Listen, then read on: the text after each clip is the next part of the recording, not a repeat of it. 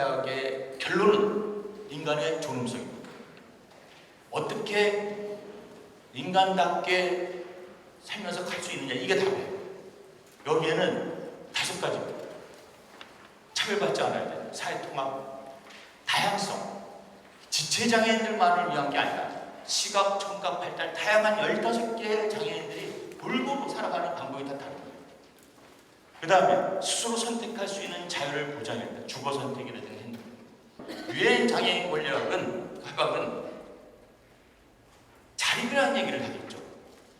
탈시라는 얘기를 하진 않아요. 자립인데 우리나라는 탈시를 얘기해요. 그게 잘못됐다는 얘기죠. 이게 제일 중요한 거예요. 유엔 장애인 권리학 19조 3항이 가장 중요합니다. 일반인을 위한 지역사회 서비스와 시설을 동등하게 장애인에게 차별하지 않고 그들의 욕구를 수용해야 된다. 이게 굉장히 중요한 얘기예요. 유럽은 장애인들이 그 선택권이 있어요. 요양원에도 가고 어디도 갈 수 있어요. 동등하게라도 우리나라만 이게 안 됐어요. 일반인을 위한 지역사회가 이 일반인 유럽은 어떠냐를 알아요. 시설은 24시간 케어가 됩니다. 의료적 혜택. 근데 시설 밖에 있는 친구들은 의료적 혜택 못 받아요. 물리치료, 언어치료 다 자기가 나가서 받아야 돼요. 근데 여기서 분명히 그랬어요. 일반을 위한 지역사회 서비스와 시설은 동등하게 장애인에게도 그들의 요구를 수용해요. 장애인처럼 이렇게 해주는 우리 대한민국이 돼야 되는데 이게 안 되는 거예요. 이런 문제를 나는 사망에 대한 얘기가 굉장히 중요한 얘기라고 봐요. 넘기셔서 자, 여기 한번 보겠습니다. 이게 1급입니다. 저희 시절에서 하는 중증장애인 시설은 4.7명당 2명을 한다는 2001년도에 세운 그 숫자를 아직도 갖고 있어요. 보건복지국장한테 얘기했어요. 어쩌면 2001년도에 제정한 숫자를 지금까지 고치지 않는다. 오스트리아 같은 경우는 이런 장애인들에게 어떻게 케어하나 들어보시죠. Hier werden Klienten in einer sehr hohen Personaldichte betreut. Beispielsweise mein Kollege Hans de Welz ist Leiter einer Einrichtung, in der nur 4 Klienten leben, die von 12 Mitarbeitern begleitet werden. 여기 12명은 그냥 사회복지증 가진 사람들 아니에요. 간호 파트, 무슨 파트 다 섞여 있어요. 나름대로 치료하는 방법에 대한 프로그램이 시간별로 들어가는 게 돼 있어요. 이 오스트리아는 계속 진행형이라고 그랬어요. 선진국과 후진국 차이는 선진국은 어떻게 하면 더 도와줘야 되나? 후진국은 알면서 못 도와줘. 자, 요거는 3급 정도 되는 친구 보여주시죠. 자기소개 좀 한번 간단히 해줘요. 안녕하세요. 전 크로폼에 살고 있는 26살 노현식입니다. 아, 그래요? 지금 직장 생활하고 있죠? 네. 그 직장 생활은 뭐 할만해요? 네, 지금 할만합니다. 평균 월급이 어느 정도 되는지 모르겠네요. 지금 220 초반 정도입니다. 일하기 괜찮아요? 네. 그래요? 자리를 저런 친구들이 하는 거예요. 근로작업장에 다니면서 최저임금의 80%를 받는 200만 원을 받는다고 했잖아요. 아까 2급 나가할 수 있습니까? 근데 어떻게 1급, 2급, 3급이 통틀어서 심한 등급의 장애를 묶어놨냐 이거예요. 이유는 뭐냐면 목적은 딱 하나예요. 탈시시키기 위한 가장 좋은 명분이다. 그러면은 가장 중요한 걸 내가 찾아냈어요. 한국보건사회연구원에서 2013년도에 지적장애와 자폐성장애가 포함되는 발달장애인은 인지력이 부족하고 자기 표현, 자기 결정 등의 자립 역량이 부족하거나 불가능하여 지역사회에서의 자립이 어려운 경우가 대다수다. 그러면서 뭐라고 하냐면 연구 내용에는 국내외 문헌을 검토했다. 2013년에 기가 막히게 이걸 해놨어요. 근데 이거 이후에 이상한 게 바뀌어. 복지부에서. 제가 나눠봤어요. IQ 30이 아까 1급 정도 됩니다. 50에서 59 강아지. 이 의학적인 수치입니다. 3급은 아까 220만 원 받는다는 친구.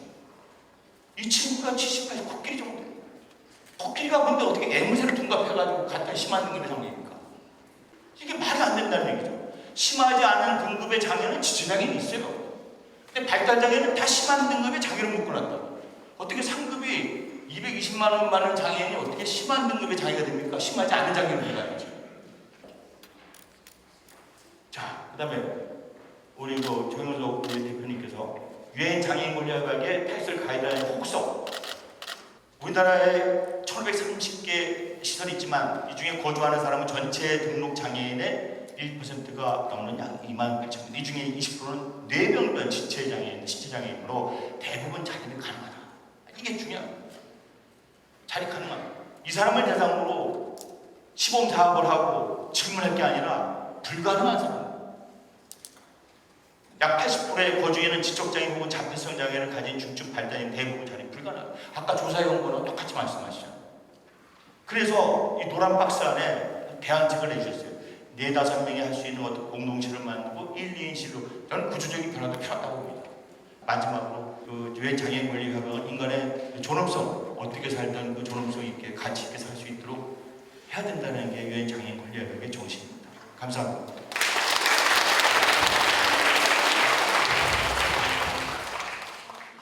여러 가지 우리나라가 급속하게 탈설 지원 정책 말씀하셨고 빨리 지속됐어, 그러니까 진행이 됐었고 지금 이게 이렇게까지 될지는 모르겠지만 3단계 2041년 거주 전환 마무리까지 이미 발표는 저번 정권에서 되기는 됐었습니다. 넘어가시면 그러나 저는 이런 고민을 했었어요.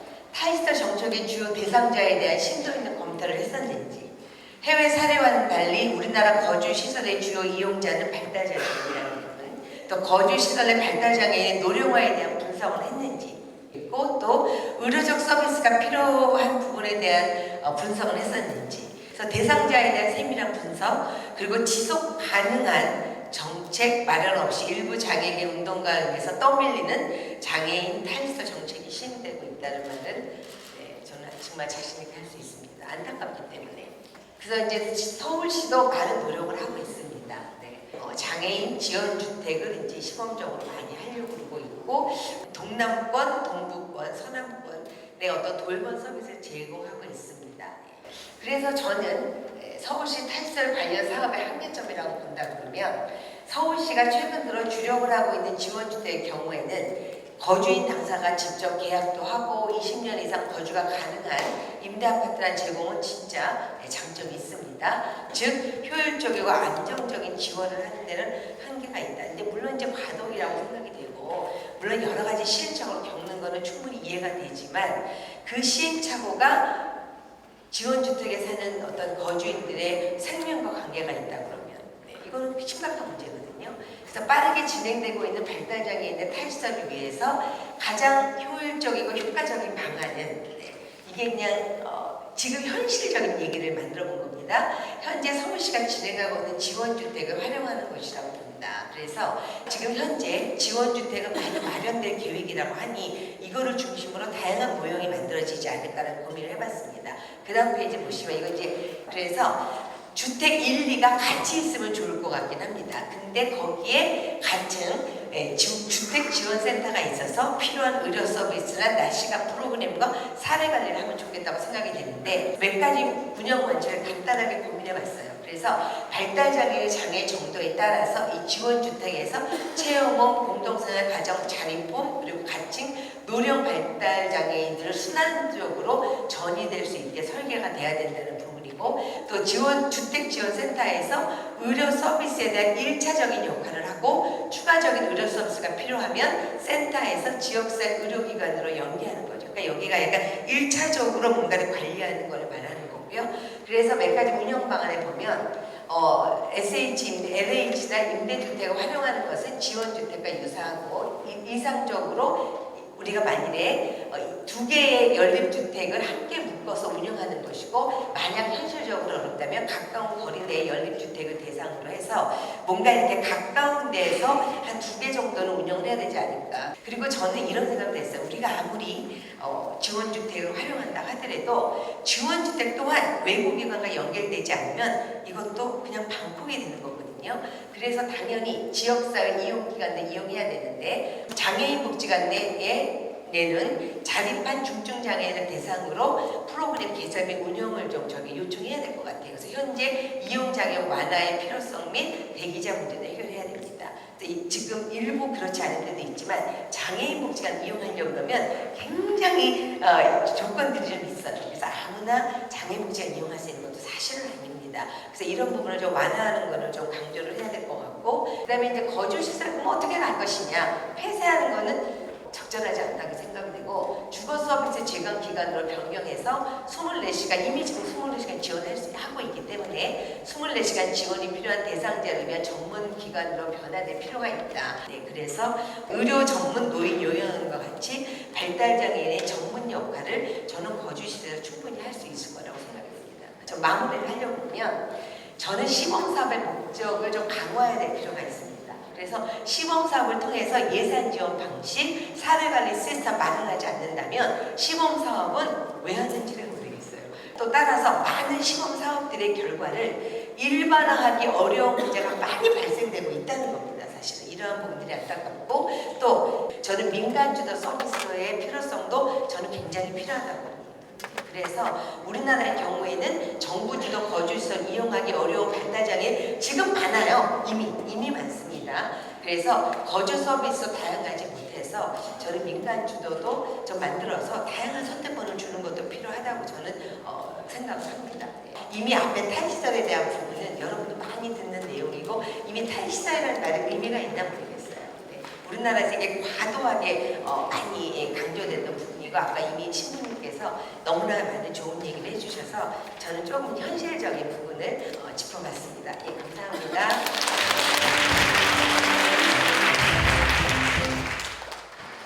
저희는 그동안 거주시설 장애인과 부모들을 배제한 폭력적인 시설 폐쇄 정책에 항의하며 싸워왔습니다. 탈시설 정책이 진행되어 온 10여 년 동안 발달 장애인과 그 가족들은 거주시설이 폐쇄될지도 모른다는 두려움에 떨었으며 입소 금지로 인해서 거주시설을 이용하고 싶어도 이용할 수 없는 가정에서는 동반 자살 또한 끊이지 않았습니다. 장애인 거주시설은 일반 가정에서 생활하기 어려운 장애인에게 일정 기간 동안 거주, 요양, 지원 등의 서비스를 제공하는 동시에 지역사회 생활을 지원하는 곳으로 국가와 지방자치단체가 자립이 거의 불가능한 중증장애인이 필요한 보호 등을 평생 받을 수 있도록 하는 정책입니다. 그렇다면 장애인 거주시설에 어떤 분들이 살고 있는지 살펴보면 탈시설을 주장하는 것이 얼마나 야만적인 것인지 알 수 있습니다. 지능지수 50 이하의 지적 장애를 가져 자립이 불가능한 장애인들이 대다수이며 각종 질병과 중복 장애를 갖는 경우가 많아서 24시간 돌봄이 절대적으로 필요한 상황입니다. 현재 거주시설은 인권 문제가 생기면 폐쇄 조치까지 당할 수 있는 상황이어서 자해, 타해 등 문제 행동이 많은 자폐성 장애인을 거부하는 상황에 이르렀습니다. 장애인 권익 옹호기관은 조사권을 빌미로 거주시설의 목을 움켜쥐고 있고 전장현은 거주시설은 감옥이다, 유럽에는 거주시설이 없다고 주장하며 시설 폐쇄를 외치고 있습니다. 그러나 유럽 27개국의 거주시설 현황을 보면 대부분의 나라가 30인 이상 대형 거주시설을 운영하고 있습니다. 그렇다면 우리나라의 탈시설은 어떻게 이루어졌겠습니까? 그 과정을 살펴보면 장애우 권익문제연구소, 장애와 인권 발바닥 행동, 전장현, IL센터가 주축이 되어 있음을 알 수 있고 이들에 의해 탈시설이 일방적으로 진행되었습니다. 탈시설로 생겨나는 여러 가지 사업 주체가 전장현 산하 민간단체들이 되면 장애인들에게 가야 할 혜택이 그들의 사업 이익으로 돌아가게 될 것입니다. 노인 요양원에서 사람 수대로 권리금을 받고 거래하는 것처럼 장애인들 수가 돈으로 거래될 것입니다. 기관 중심에서 지역사회 중심으로의 전환에 관한 유럽 현안 보고서에서도 무분별한 탈시설 정책으로 인한 장애인 당사자의 피해 가능성을 경고하며 지나친 탈시설화에 대한 반성으로 한 걸음 전진, 두 걸음 후퇴라는 결론을 내놓았습니다. 자립이 필요한 사람에게는 자립에 대한 지원을 해주고 자립하기 어려운 중증 발달 장애인들에게는 복합적인 서비스를 받을 수 있는 주거 공간을 제공하여 사회복지 전문가의 지원을 받으며 안전하게 살아가게 하는 것이 저희의 바람입니다. 그러기 위해서는 가정과 지역 사회와 복지 시설이 유기적으로 연결되어 장애인이 생애 주기에 맞는 복지 혜택을 받으면 살아갈 수 있는 사회를 만드는 것이 저희의 진정한 바람입니다. 감사합니다.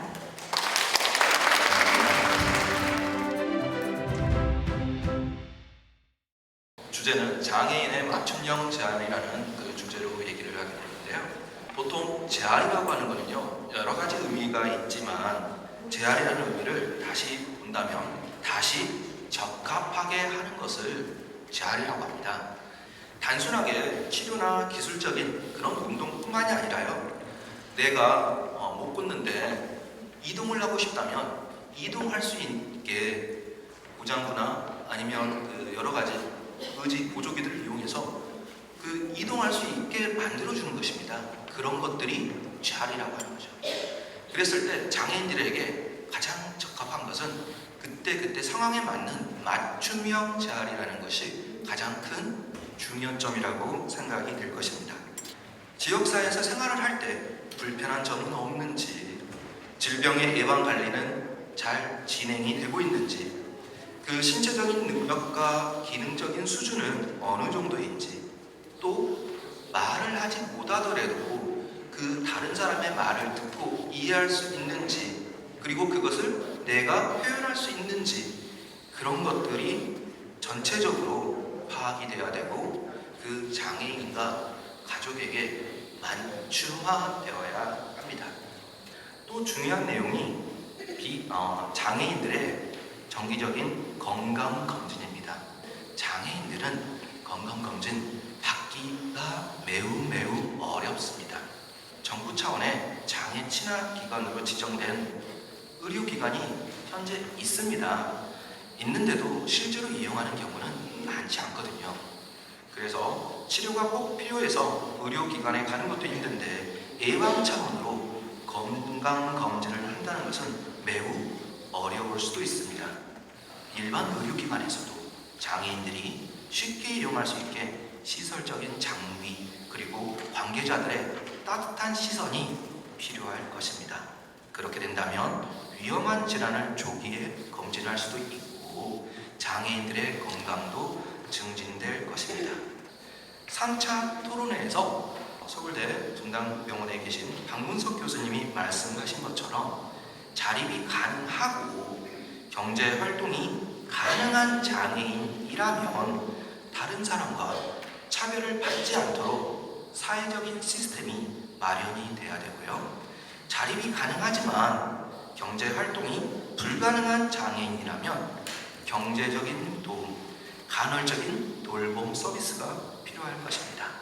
그리고 자립이 불가능한 장애인이라면 안전한 시설에서 돌봄 서비스를 받을 수 있는 복지가 맞춤형으로 제공이 되어야 될 것입니다.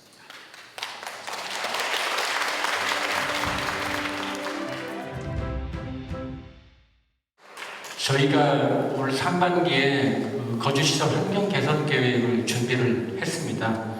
먼저 추진 배경을 좀 정리를 했습니다. 시설에 사시는 장애인들도 가정 느낌의 쾌적하고 안락한 시설 환경에 대해서 살아야 된다는 그런 사회적 요구들이 많이 있습니다. 또 이용민 분들의 고령화가 상당히 많이 진행되었습니다. 이분들에 대한 특화된 의료 요양 서비스가 필요한 시점인데요. 그런 수요도 많이 늘어나고 있고요. 그리고 이제 시설의 운영 역량에 따라서 서비스나 이용자 만족도에 차이가 많이 나고 있는데요.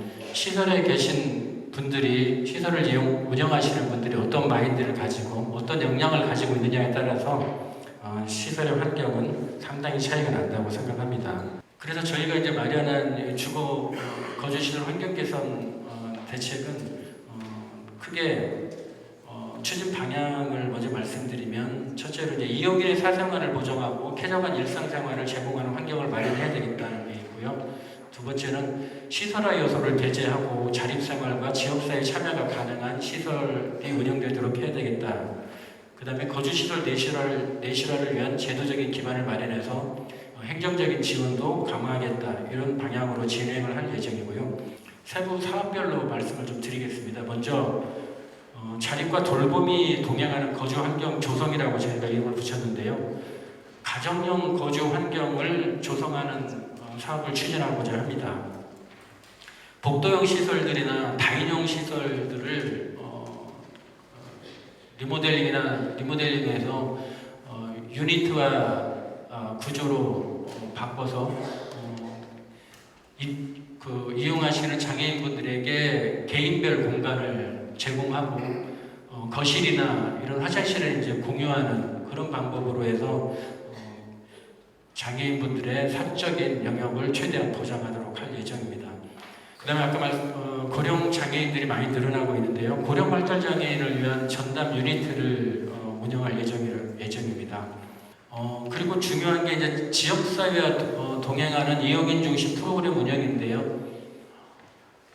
지금 거주시설에서 이용 장애인분들을 모시고 지역사회에 정기적으로 나가서 이렇게 소통하는 프로그램들을 운영하고 있지만 그것은 시설의 일정이나 프로그램에 따라서 운영되는 부분이고 장애인분들이 원할 때면 언제라도 지역사회에 나가서 체험하고 소통할 수 있도록 하는 방향으로 추진을 할 예정입니다. 여기까지가 주된 내용들이고요. 또 이제 가드닝 공간, 시설의 어떤 힐링이나 또는 좀 환경을 좀 개선하는 측면에서 가드닝 사업도 진행을 할 예정입니다. 아무튼 적극적으로 좀 참여해 주셔서 시설에도 쾌적하고 편안한 공간이 될 수 있도록 협조해 주시면 감사드리겠습니다. 감사합니다.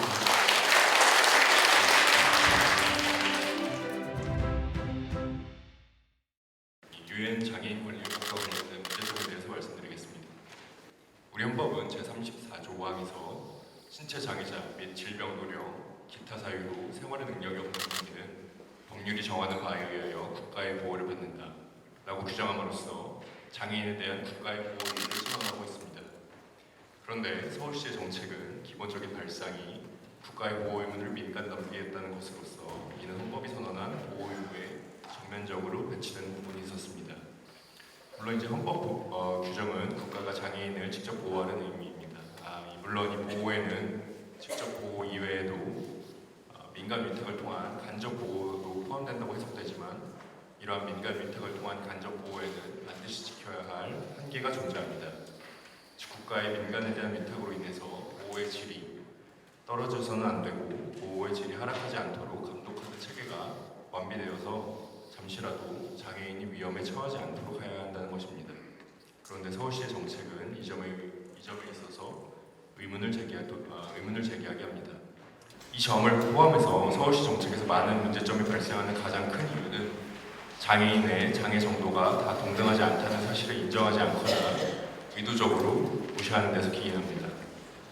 정책은 의사표현이 가능하고 자기 의사결정력이 있는 장애인과 그런 능력이 없어서 더 강한 보호를 받아야 하는 장애인을 구별하여 보다 더 세심하고 치밀한 보호에 합리적입니다.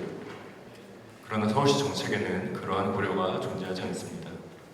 이 문제는 문재인 정부 시절인 2019년 보건복지부가 장애인복지법 시행규칙을 개정하면서 장애 등급 구분을 없애면서 더욱더 심화되었습니다. 이는 입법 예고가 없었다는 기습 개정이었다는 점에서 전장현 등 좌파 카르텔의 개혁적인 로드맵이라는 의심을 면할 수가 없습니다. 보건복지부의 장애인 등급 구분 폐지 이유를 알기 위해서는 입법 취지를 확인해야 할 필요가 있습니다. 그러나 보건복지부가 입법 예고를 하지 않았기 때문에 입법 취지를 확인할 길이 없습니다.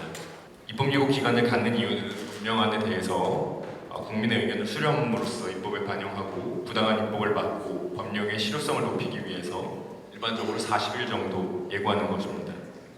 입법 예고 생략 사례는 긴급을 요하는 경우, 입법 내용의 성질, 기타 사유로 예고의 필요가 없거나 곤란하다고 판단되는 경우에만 가능합니다.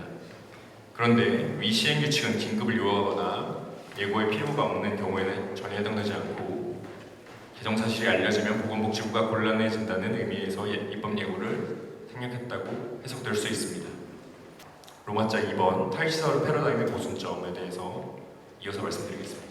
우선 현재 장애인들에게 거주를 이전할 필요성이 있는가부터 살펴보자면 거주의 환경이 문제되는 경우는 거의 없다고 할 수 있습니다. 탈시설 후 거주하는 지원주택과 시설을 직접 비교해보면 지원주택이 시설보다 환경이 더 좋다고 말할 수 없기 때문입니다. 전장현이 탈시설을 해야 한다고 주장하는 가장 중요한 근거 중에 하나는 장애인들이 지역사회로부터 격리되어서는 안 되고 사회와 교류할 수 있는 기회를 주어야 한다는 것인데 물론 장애인들이 지역사회에 녹아들어서 그들과 교류할 수 있다면 이는 매우 바람직한 일입니다. 그런데 이 주장에는 세 가지 문제점이 있습니다. 첫째는 반복적으로 말씀드리지만 의사표현조차 어려운 중증장애인들이 지역사회와 어떻게 교류를 할 수 있는가라는 점입니다. 그럼에도 중증장애인과 경증장애인을 구별하지 않는 일반적인 탈시설 정책은 중증장애인에 대해서는 차별이 될 수 있습니다.